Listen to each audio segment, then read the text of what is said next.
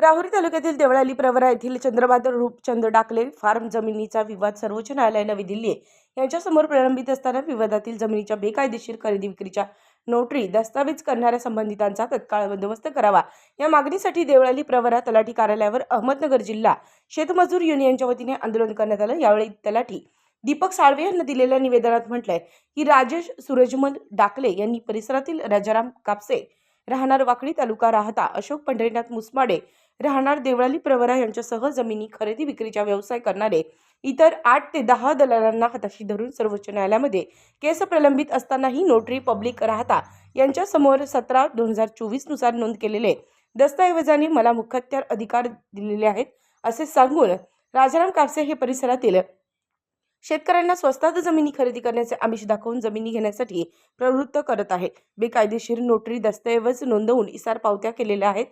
सदर नोटरी दस्तऐवजात सदर जमिनीची 2 ते 3 महिन्यात मोजणी करून नोटरी करणाऱ्यास ताब्यात देण्यात येईल असा उल्लेख केलेला आहे। त्यामुळे जमिनीशी हितसंबंध असलेले आणि सर्वोच्च न्यायालयामध्ये पक्षकार असलेल्या जमीन कब्जेदार वहिवाटदारांच्या हितास बाधा निर्माण होत आहे।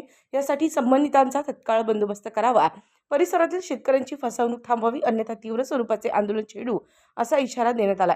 यावेळी कॉम्रेड बाळासाहेब सुराडे, कॉम्रेड राजेंद्र बाबके, शरद संसारे, मदीना शेख, जीवन सुरुडे, अशोक संसारे, ज्ञानेश्वर जाधव, कुमार भिंगारे, हसन शेख, राजेंद्र मुसमाडे, सुरेश माळी, बबन माळी, जालिंदर माळी, रमेश डुकरे, बाबूलाल पठाण, बाळासाहेब गायकवाड, रंगनाथ दुशिंग यांच्यासह शेतमजूर उपस्थित होते।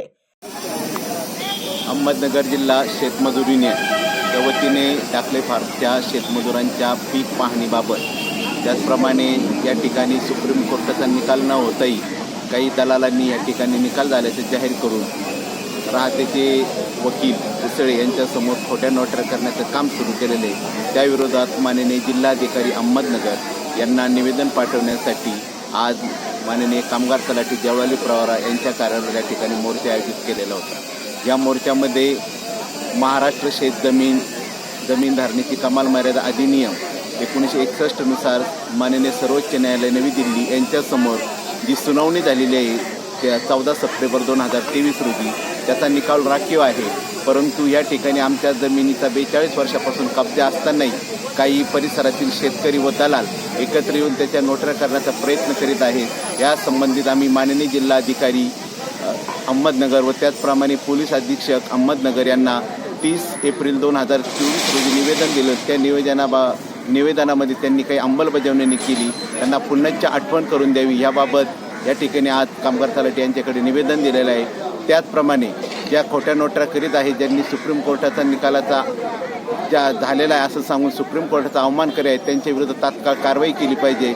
तसेच 1971चा जो पीक पाहणीचा नियम आहे त्या नियमातील 30-31च्या नियमानुसार जमीनधारकाव्यतिरिक्त जी व्यक्ती जमीन करते त्यांना तात्काळ तलाट्यांनी त्याचा 14 नंबरचा फॉर्म हा तहसीलदारांकडे अग्रेसित करून माननीय तहसीलदारांनी समक्ष पाहणी व स्थळ निरीक्षण करून कायद्यातील तरतुदीप्रमाणे जमीन धारकाव्यतिरिक्त जे जमीन कसत असतील त्यांची इतर अधिकारात किंवा वादग्रस्त म्हणून जमीन